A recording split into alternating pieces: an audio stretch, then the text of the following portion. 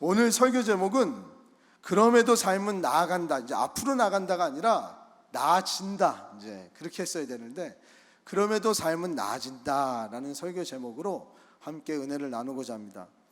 우리 성도님들은 삶에서 정말 꼴보기 싫은 사람이 있을 때, 정말 마주하기 싫은 사람이 있을 때 우리 성도님들은 어떻게 대처하십니까? 제가 우리 MZ세대들은 정말 마주하기 싫은 사람들을 어떻게 대처하는지 한번 유튜브에서 한번 찾아봤어요. 그랬더니 정말 다양한 대처법이 있더라고요. 그래서 한번 저희가 편집을 한번 해봤습니다. 영상으로 한번 보시죠. 그 사람을 보지 않고 공기를 봅니다. 무조건 만나야 하는 사람입니다. 네 그러셨어요 이러고 안 좋았던 감정을 그대로 말을 해요. 티내봤자 좋은 게 없더라고요. 일절 이제 말을 안 섞으려고 하고요. 그럴 수 있지 이러고 다시는 안 봐요. 그 사람을 되게 딱하다고 생각해요. 이쪽에 있으면 저 대각선 끝에 앉는다든지. 최대한 안 엮이려고 해요. 근데 항상 엮이게 돼요. 딴 생각하거든요. 맛있는 거 생각. 내가 성인군자다 생각하고 딱 선을 긋는 게 저 집만 안 하면 나는 평생 미움받지 않겠구나 이러고 그분을 통해 배웁니다. 결과적으로는 나만 혼자 감정 소모가 심한 거니까 생각을 안 하려고 합니다. 저는 그냥 다 포기하고 그냥 하라는 대로 하는 것 같아요. 근데 이거 대처법이 없지 않아요? 어딜 가도 그런 분이 있고 그리고 제가 될 수도 있고요. 그런 사람이. 그런 사람들은 공통적으로 좀 외로운 사람이 많을 수도 있다고 생각을 해요. 커피 한 잔 사다 주기도 하고요. 그래서 좀 잘 지내보려고 노력하는 편입니다. 우리 성도님들 중에 커피를 많이 누군가 사준다. 진지하게 한번 생각을 해보시고, 누군가 내가 얘기만 하면 공기를 본다. 한번 진지하게 생각을 해봐야 됩니다. 누구나 다 내가 싫어하는 사람들이 있다면 자기의 독특한 대처법을 가지고 여기까지 다 살아가셨을 거예요. 뭐 맛있는 생각을 한다, 여러 가지 얘기가 있는데, 우리는 참 우리가 좋아하는 사람만 만나면 참 좋을 텐데 우리가 살아가는 세상 속에서 그렇게 할 수 없는 것이 인생사 아닙니까? 우리가 살아가는 사회에서는 늘 껄끄러운 사람들이 늘 존재합니다. 나와 성향이 다른 사람들도 있고요. 나를 꼭 건드리지 말아야 될 것들을 꼭 건드리는 사람이 있어요. 장난이라 그러면서. 직장에도 있고요. 우리 교회 공동체에도 있습니다. 심지어는 우리 집구석에도 있잖아요. 옆에 이렇게 보세요. 이렇게 있잖아요. 그렇죠? 좀 멀리 앉으신 분들은 멀리도 보셔도 돼요. 맞아요. 그분이에요. 떠올릴 수 있는 그분. 정말 옛날에는 너무 이뻤는데 지금은 괴물이 되어버린 우리의 아들, 딸. 누군가는 이렇게 노래했잖아요. 사람이 꽃보다 아름답다고. 정말 어떻게 사람이 꽃보다 아름다워 하다가 어느 순간 정말 사람이 꽃보다 아름다운 존재가 나타난 거예요. 속았죠? 미쳤죠? 근데 지금은 제가 주님 제발 꽃보다 아름답게 해주세요. 강력한 믿음 없이는 이게 꽃인지 이게 뭔지 모르잖아요. 우리가 인생이 잠깐 꽃보다 아름다운 거잖아요. 누군지는 얘기 안 해도 다 알잖아요. 우리가 지금 절대 우리 아내가 내 얘기 하지 말라 그래서 얘기를 못 하겠어요. 우리는요, 우리의 자녀들이 학교 가기 싫어할 때, 남편분이나 우리 성도님들이 직장에 가기 싫을 때, 업무적인 것들도 그 압박 때문에 가기 싫지만, 학생들, 우리 자녀들의 관계 때문에, 학생들 때문에, 선생님들 때문에, 직장 동료들 때문에 가기 싫을 때도 굉장히 많습니다. 직장을 가야 되는데 그 관계적인 것 때문에 가기가 너무나도 싫은 거예요. 선생님 때문에 가기가 싫은 거예요. 학생들 때문에 친구들 때문에 너무 가기 싫은 거예요. 왜 일전에도 우리가 다 아는 예화 있잖아요. 권사님이 이제 아들을 이제 교회로 데리고 가려고, 이제 아들아 오늘 주일날이다, 얘 6시야, 이제 교회 같이 가야지. 깨웠더니 엄마 나 교회 안 갈래. 6시 반이야. 빨리 너 교회 가야지. 늦겠다. 어머니 저 정말 교회 가기 싫어요. 야, 목사가 교회 안 가면 설교 누가 하니? 이 설교 다 알잖아요. 목사조차도 껄끄러우면 교회 가기 싫은 게 그 예화 속에 묻어나는 거 아닙니까? 오늘 사도행전 28장에 보면요, 이런 껄끄러운 관계에서 사도 바울이 놓여져 있어요. 사도 바울은 드디어 로마로 입성하게 됩니다. 그리고 이 로마서 마지막, 이 사도행전의 마지막, 로마에 입성하여 로마서의 마지막의 사건이 오늘 이 본문에서 맞춰진단 말이에요. 그런데 이 사도행전의 마지막은 우리의 기대와 저의 기대와는 너무 다른 거예요. 사도 바울은 이 로마에 가기 위해서 너무나 간절히 원했단 말이에요. 자기가 죄인의 모습이든 다른 어떤 모양이든 로마로만 가기를 원했단 말이에요. 왜 그러냐면 이 로마에 가서 정말 하나님의 말씀을 증거하고 싶었단 말이에요. 가이사 앞에서 재판을 받으면서, 그래서 저의 기대는 가이사 앞에서 재판을 받는 이 사도 바울의 모습이 사도행전의 마지막 말씀이기를 저는 너무나도 기대했어요. 가이사의 법정 앞에서 로마의 많은 사람들의 그 주목받는 그 재판, 그곳에서 사도 바울은 담대한 모습으로 하나님 나라를 전하고 예수 그리스도의 복음을 전하는 멋진 모습으로 사도행전이 딱 끝나고, 그 모습으로 인해서 많은 사람들이 야, 예수님의 살아계심이 참된 복음이구나, 그것을 깨달음으로 말미암아 이 기독교가 전 세계적으로 확산되는 그 계기가 되었더라라고 하면서 사도행전이 딱 마무리가 졌다면 얼마나 멋있었을까. 근데 오늘 사도행전은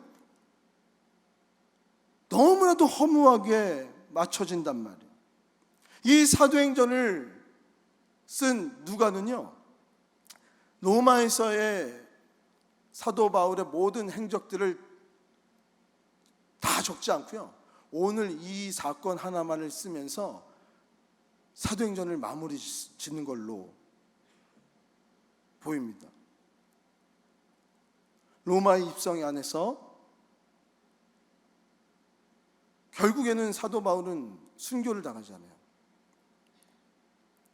그런 순교의 모습도 사도행전에 다 담았으면 얼마나 멋있었을까. 근데 그런 기록 하나도 없이 로마에 갔는데, 오늘 말씀이 뭐예요? 로마에 가서 지금 누구를 만납니까? 유대인을 만나고 있어요. 자, 16절부터 17절의 말씀, 너무 허무하게 끝나요. 우리가 로마에 들어가니 바울에게는 자기를 지키는 한 군인과 함께 따로 있게 허락하더라라는 말씀이 있습니다. 이 16절까지만 먼저 보겠습니다. 16절 말씀에 로마에 들어가니까 사도 바울을 지키는 한 군인만 있게 만들었다는 거예요. 이것을 이제 성경이 아니고 외경 같은 거를 제가 한번 이렇게 살펴봤어요.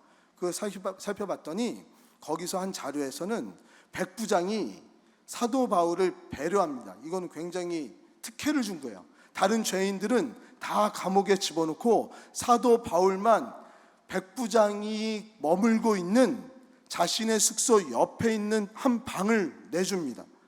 그리고 그 방을 내준 그 방에다가 군사 한 명만 지키게끔 만들어준 거예요. 쇠사슬도 옥새도 다 풀어주고 자유를 준 거예요. 이렇게 특혜를 줄 수 있었던 것은 유라굴로의 태풍 안에서도 생명을 걸면서 위로해주고 자신들을 격려해줬던 그 사도 바울이었기 때문에 믿고 그렇게 그를 풀어줬던 것 같아요. 그리고 또 한 가지는 로마의 시민 아니었습니까? 그러니까 많은 특혜를 줄 수 있었겠죠. 근데 로마의 시민이었기 때문에 특혜를 줬다? 그것도 근데 말이 안 됐대요. 로마의 시민의 그 절반은 유대인들 중에 50%는 이제 다 노예였고요.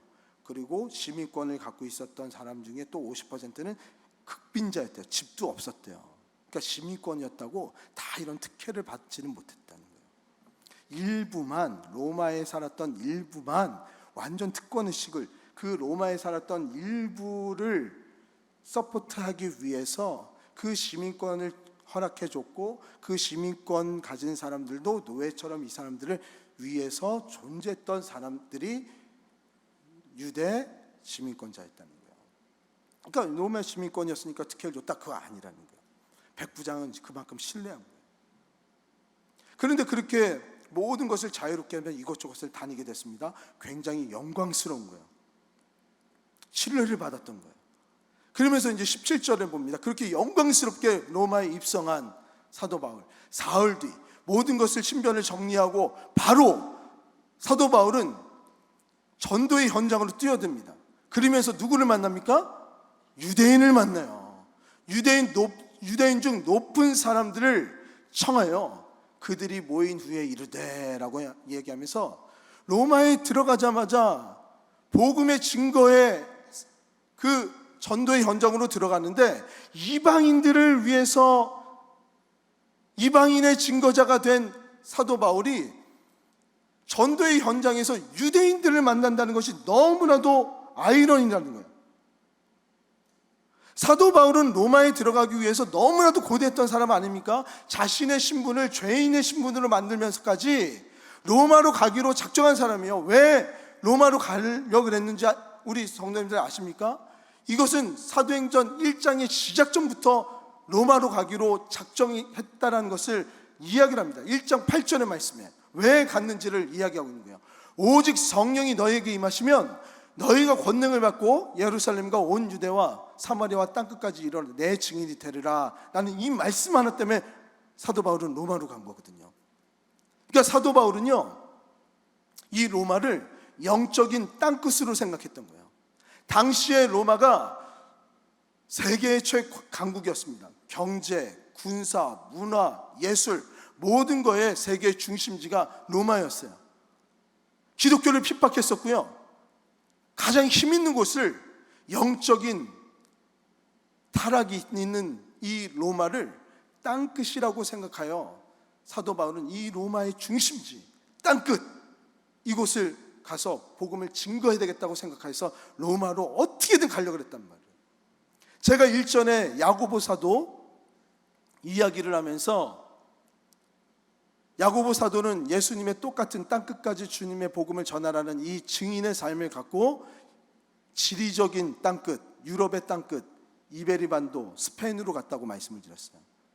누군가에게는 그 땅끝이 지리적인 스페인이 땅끝이 됐던 거고요. 사도 바울은 영적인 땅끝, 문화적인 땅끝, 타락의 땅끝, 그것을 로마를 땅끝으로 생각했던 거예요. 저는 여기서 이것만 본다면 우리가 여기까지만 굉장히 위대한 생각을 할 수 있어요. 우리 여기까지만 생각하고 우리 성도님들의 땅끝은 어디입니까? 라고 얘기하면 대통령이 꾸민 우리의 성도님들은 청와대입니다. 이제 청와대 아니죠. 용산입니다. 용산을 변화시키기 위해서 내가 갑니다. 정치인이 꾸민 사람들은 국회 여의도입니다. 경제적인 꿈을 가진 사람들도 여의도입니다. 내가 여의도에 가서 정말 하나님의 큰 꿈을 이루고 싶습니다. 거기가 나의 땅끝입니다. 더 큰 꿈을 가진 사람은, 세계적으로 큰 꿈을 가진 사람은 뉴욕이 될 수도 있죠. 방송의 꿈을 가진 사람은 상암입니다. 우리는 각각 자신이 가지고 있는 꿈에 대해서 자신의 땅끝을 그곳이 땅끝이라고 얘기할 수 있어요. 그러면 사도 바울도 그 로마에 갔는데 땅끝에서 누구를 만나야 됩니까? 이방인들을 만나야 되잖아요. 로마인들을 만나서 그곳에서 복음을 증거하는 게 맞는데 지금 누구를 만나고 있는 거예요? 그 땅끝에서? 유대인들을 만나고 있는 거예요. 왜 사도 바울은 자신의 땅끝에서 유대인을 만났을까요? 사도 바울은요, 자신의 땅끝의 시작을 유대인으로 보았기 때문에 그래요. 잘 생각해 보세요. 사도 바울에게 유대인은 어떤 존재입니까? 사도 바울에게 유대인은 늘 자신을 죽이려고 하는 집단이었어요. 자신을 고소하고 자신을 죽이려고 했고 자신을 괴롭히고 가시 같은 존재가 유대인이었습니다. 그런데 그런 유대인을 늘 자진해서 만납니다. 지긋지긋하지 않습니까? 저는 오늘 이 말씀을 읽으면서요, 또야, 또 유대인을 왜 만나지? 왜 이제는 은혜를 받아서 영광스럽게 백부장도 전도를 다 시킨 것 같고, 말씀드렸잖아요. 이런 호의를 받은 것은, 특혜를 받은 것은 그냥 로마 시민이기 때문에 이제 특혜를 받은 게 아니에요. 정말 신뢰를 얻었기 때문에, 어떻게 보면 백부장이 사도 바울에게 구원을 받았다는 그런 자료는 없지만 이미 제가 봤을 땐 구원을 다 받았기 때문에 이런 호의를 받았다고 저는 생각하는 사람이에요. 근데 굳이 또 다시 유대인을 왜 만났을까? 자신의 힘든 것들을 계속 힘들게 만드는 사람인데. 우린 여기서요, 정말 귀중한 영적 깨달음을 얻을 수 있는 거예요. 우리의 땅끝이 어딘지를 이 본문에서 우리는 깨달을 수 있어요. 우리 성도님들의 땅끝은 어디냐면요, 우리의 형제, 우리의 가족부터 시작되는 거예요. 우리의 지역부터 시작되는 거예요. 우리의 가까운 지역부터. 땅끝까지 전하라는 우리의 하나님 예수 그리스도께서 우리에게 주신 명령은 우리의 가장 가까운 가족과 동료와 내 지역부터 시작되는 겁니다. 그래서 우리 성도님 앞에 지금 물어보잖아요. 우리 성도님들 그럼 땅끝은 어디냐고. 이미 다 말씀드렸잖아요. 그걸 내 걸로 이제 적용을 해보는 거예요. 우리 성도님들의 땅끝은 어디입니까? 처음에도 말씀드렸잖아요. 내가 대면하기 싫은 그 사람들 아닙니까? 원수와도 같은 그런 사람들이 우리 삶의 땅끝인 거예요. 믿으십니까? 사도 바울은 유대인을 땅끝의 시작으로 봤고, 누가복음은 그것을 보았기 때문에 사도행전의 마지막 부분에 우리가 복음을 전해야 할 땅끝이 어딘지를 분명히 가르쳐주고 싶어서 사도 바울의 위대한 영웅적인 사건을 마지막으로 다룬 것이 아니라 또다시 유대인으로 향하는 사도 바울의 반복적인 답답한 이 모습을 다루면서 우리들에게 우리의 땅끝은 어디인지를 가르쳐주고 있단 말이에요. 우리의 땅끝은 우리의 자녀들이에요. 우리의 땅끝은 자녀 입장에서는 정말이지 학교 가기 싫게 만드는 우리의 친구들이고요, 우리의 선생님들이요, 떠올리기 싫은 우리 직장의 동료들이란 말이에요, 상사들이란 말이에요. 가장 가까이에서 나를 제일 잘 알고 있는 나의 남편, 나의 아내란 말이에요. 눈에 넣어도 아프지 않았던, 너무나도 이뻤던 나의 아들, 딸이 이제는 괴물로 변해서 정말 이놈의 새끼가 이해도 나를 이해도 못해주는 우리의 아들, 딸들이 우리의 땅끝이 돼버렸어요. 실제로 제가 고등학교 때, 중학교 때는 정말 이해되지 않는 선생님들이 참 많았었습니다. 야간 자율학습 시간에 술을 먹고 와가지고 이유 없이 떠들었다는 이유로 사정없이 때렸던 많은 선생님들이 계셨어요. 실제로 계셨었어요. 그럴 때 우리 고등학교 때 우리 교회 친구들이 같이 기도를 했던 적이 있어요. 미워하지 말자. 그리고 우리 선배들은 실제로 그런 선생님들을 전도까지 해봤었습니다. 근데 실제로 이게 말이 됩니까? 목사님, 이게 말이 됩니까? 가장 꼴보기 싫은 원수들이 우리의 땅끝이라뇨, 복음의 시작점이라뇨, 선교의 시작점이라뇨. 말이 안 되는 거야. 말이 안 되죠. 저도 말이 안 되는 거예요. 근데 더 말이 안 되는 게 뭔지 아십니까? 사도 바울의 이 다음에 말씀에서 나오는 사도 바울의 태도는 더 답답하고요, 더 말이 안 돼 보여요. 왜 유대인을 계속 만납니까? 도대체가 답답하게. 17절부터 19절의 말씀에 사도 바울의 모습을 보면은 진짜 요즘 아이들의 이야기로 보면 정말 찌질하게 찌질함의 극치를 보여주고 있습니다. 구차함의 극치를 보여주고 있어요. 유대인들을 먼저 만나가지고 나는 워낙 죄가 없는 사람인데 이 죄가 없음을 그냥 구구절절 얘기를 합니다. 나는 쇠고랑을 찰 사람이 아닌데 아무것도 모르는 사람이었거든요. 여기까지 와서 복음을 전하려고 그랬고 이렇게 했고 이렇게 했고 이렇게 했고 이렇게 했고 그냥 먼저 쭉 얘기를 해요. 그런데 더 사도 바울이 불쌍한 건 뭔지 아십니까? 21절과 22절이에요. 21절의 말씀을 먼저 보면 그들이 이르되, 유대인들이 이제 얘기하는 겁니다. 우리가 유대에서 내게 대한, 바울에 대한 편지를 받은 일도 없다는 거예요. 왜 받지 못했냐면 유라굴로의 태풍 때문에 그 무역이 이제 배가 끊겨졌어요.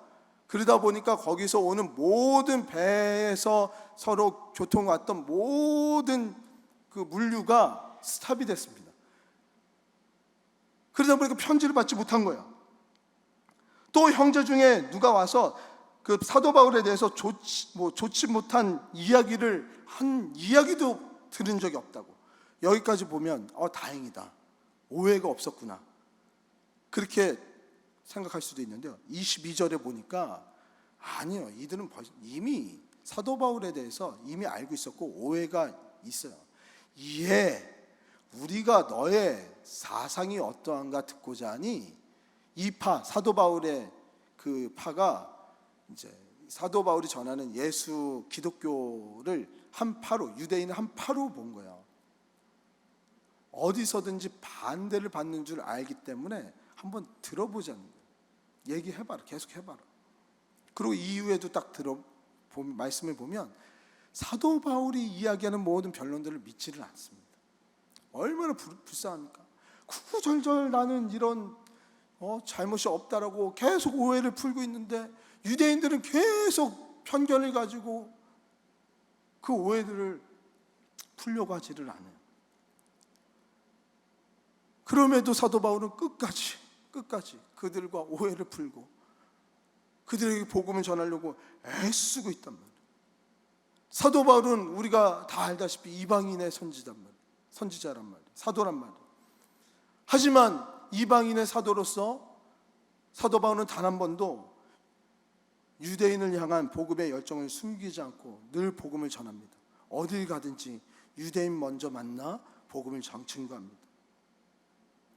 로마에 입성하자마자 복음 전하는 일에 시간을 낭비하지 않기 위해서 가장 먼저 복음을 전하는 그 사역을 하는데 가장 먼저 만난 것이 또 유대인의 지도자였단 말이에요.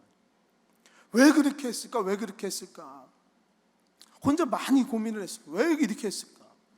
사도 바울은 왜 자꾸 이방인들에게 먼저 복음을 강하게 얘기를 하면 자연적으로 오해가 풀릴 텐데 왜 자꾸 유대인들에게 그 오해를 풀려고 자꾸 먼저 찾아가서 오해를 얘기를 했을까? 더 오해가 커지는 것 같은데. 그래서 혼자 생각한 거는 자신을 오해하는 유대인들이 이방인들에게 먼저 복음을 전한다 그랬을 때 아니라고, 사도 바울은 죄인이었다고, 그 복음을 증거하는 일을 방해하려고 그랬던 것은 방해를 받기 때문에 먼저 그들을 설득하려고 그랬던 것은 아닐까, 별 생각을 다 해봤어요. 그런데 20절에 그 답이 있더라고요. 사도 바울이 그렇게 유대인들을 포기하지 못하고 끝까지 복음을 전하려고 노력했던 그 답이 20절에 있습니다. 20절의 말씀을 다 같이 한번 보겠습니다. 이러므로 너희를 보고 함께 이야기하려고 청하였으니, 여기서부터 다 같이 읽겠습니다. 이스라엘의 시작. 이스라엘의 소망으로 말미암아 내가 이 쇠사슬에 매인 바 되었노라. 아멘.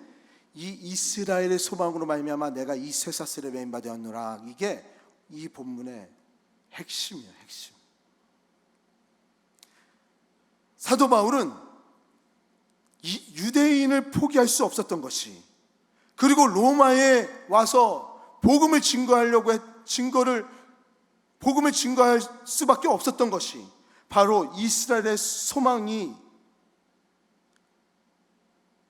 자신을 메웠기 때문에 이스라엘의 백성들도 유대인들도 포기할 수 없었고 이방인들에게도 계속 복음을 전할 수 있었다는 거예요. 지금 잘 보세요. 이게 참 아이러니요. 자신은 죄인의 신분에서 실제적인 쇠사슬이 지금 풀린 상태입니다. 모든 것이 자유로워졌어요. 근데 지금 이 자유로워진 상태에서 뭐에 매였다 그래요? 어떤 쇠사슬에 매였어요? 이스라엘의 소망에 매어져 있어요.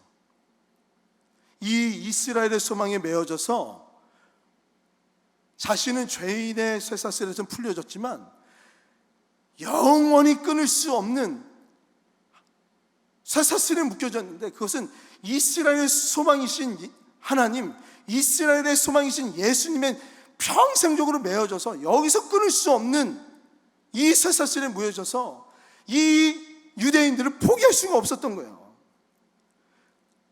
그래서 이 구원의 사역을 위해서요, 자신의 생명을 아끼지 않고 죄인의 신분이 되었든 무엇이 되었든 이 로마로 향할 수밖에 없었다는 거예요.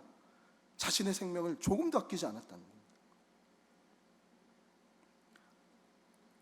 제가 우리 아이들하고 연무대에 가가지고요, 좀 어렸을 때죠. 지금은 뭐 이제 커가지고 그런 것도 안 하려고 그러는데 시은속교회 처음 왔을 때 연무대 가가지고요, 이제 아빠가 여기서 칼장난 했었다고, 제가 그 연무대까지 이제 남문교회에 있을 때 거기에 워낙은 가지 같은 이제 긴 나무가 거기에 뾰족뾰족하게 자랐던 곳이에요, 거기가. 그래서 그거를 꺾어가지고요, 이제 거기서 칼싸움하고 놀았었거든요. 제가 초등학교 제 친구들하고 그렇게 놀았어. 이제 가르쳐 줬었던 거예요. 여기 연무 초등학교 아이들하고 축구 시합하면 늘 저는 이겼으니까 제가 마라도나였어요, 제가. 이제 그래서 여기서 하면 여기서 초등학교 애들이 떡볶이 사주고 연무 초등학교 애들이 아빠 떡볶이 사주고 그랬어. 이제 하면서 얘기를 했는데 연을 팔아요, 거기서. 그래서 연을 날렸죠.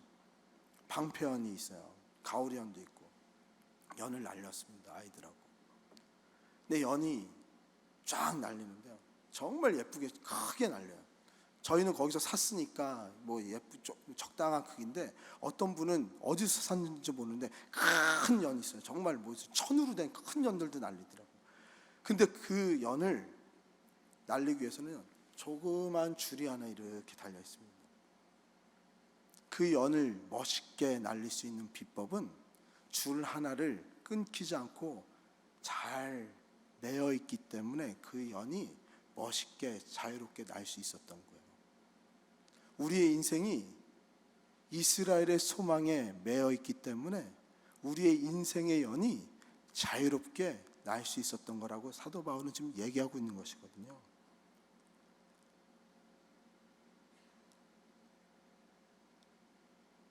그러면 도대체 이 이스라엘의 소망이 무엇이길래 자기를 그렇게 핍박하고 자기를 그렇게 괴롭히고 마주하기도 싫은 그 사람들에 대해서 포기하지 않고 구차하게 그렇게 가서 왜 얘기를 합니까?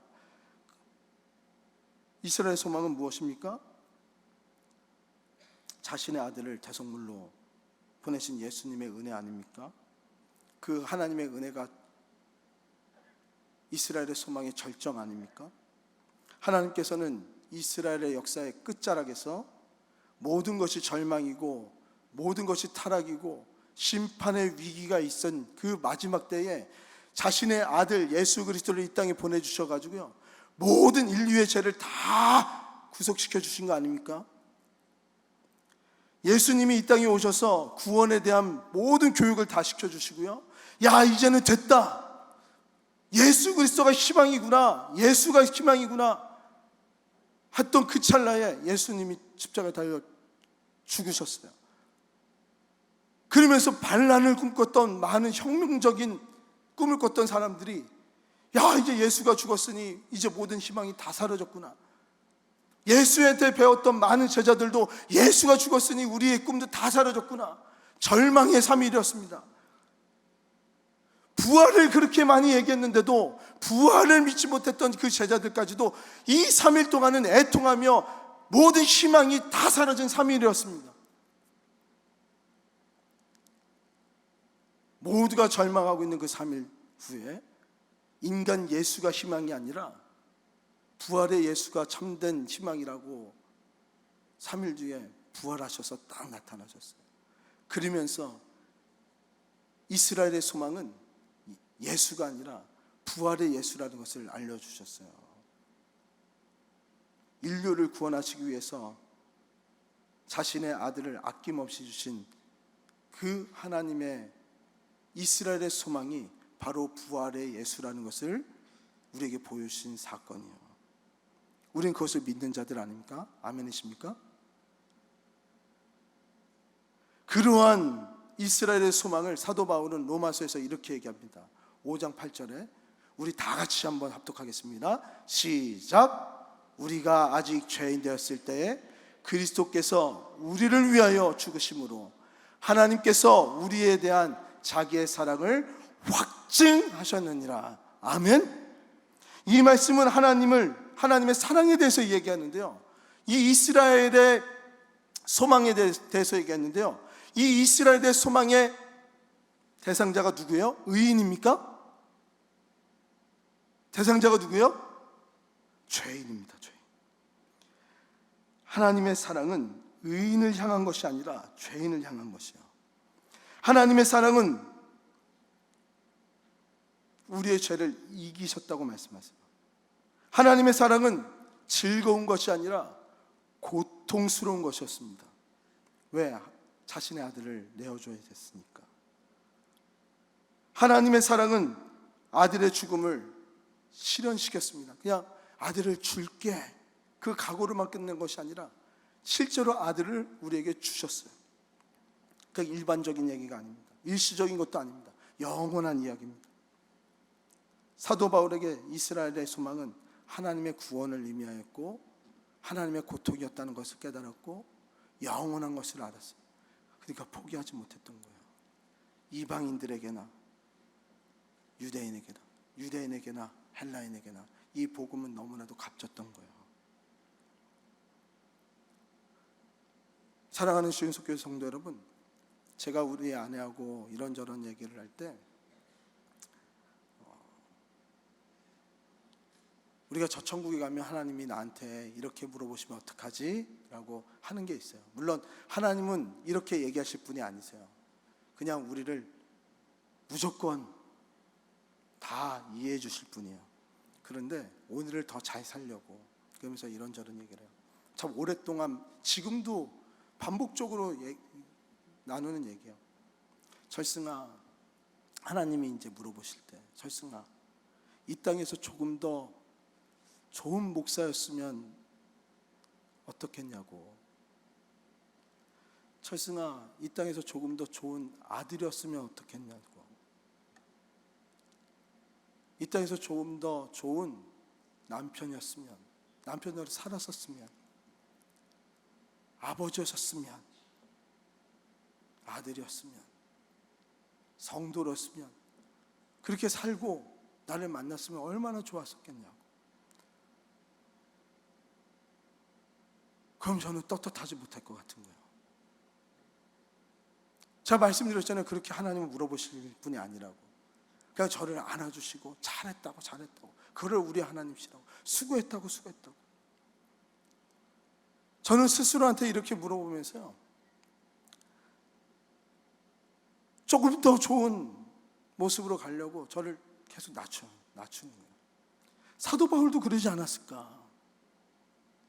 저 천국의 이스라엘의 소망을 품으면서요, 이스라엘의 소망의 끈 뒤에 하나님께서 우리의 연애 컨트롤 짜 되주셔서 그 뒤에 숨겨졌던 천국의 비밀스러운 가장 좋은 것들을 이미 본 자가 사도 바울이지 않았을까? 하나님은 우리 성도님들에게 물어보지 않으실까요? 사랑하는 누구야?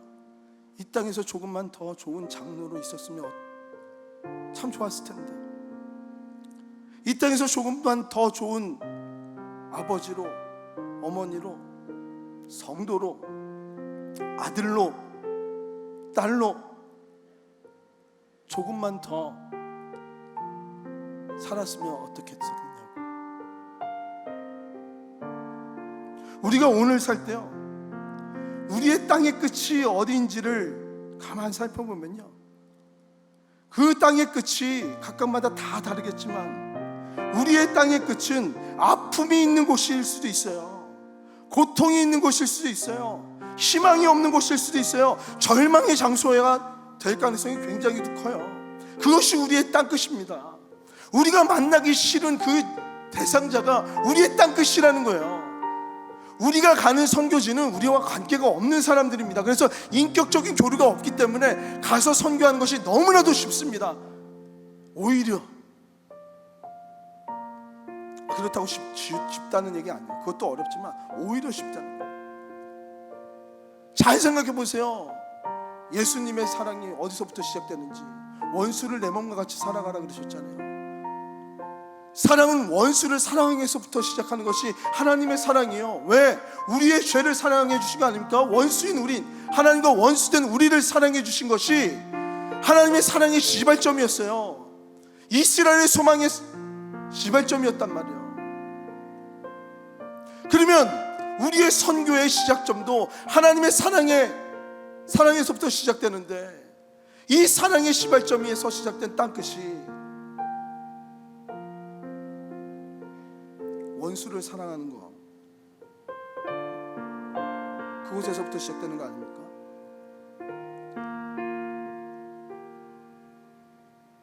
이스라엘의 소망에 매여 있는 그 건너편에 어떤 일이 있습니까?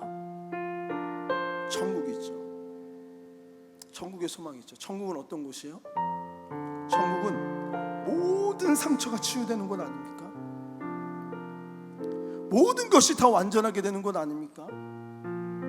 이 땅에서 이유를 모르는 모든 이유에 답이 있는 곳 아닙니까?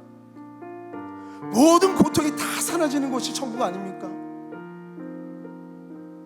주님 영광 위해서 조금 더 좋은 목사가 되기 위해서 애쓰다가 나의 틀이 있지만 아직도 벗어나야 될 나의 딱딱한 틀들이 많아요.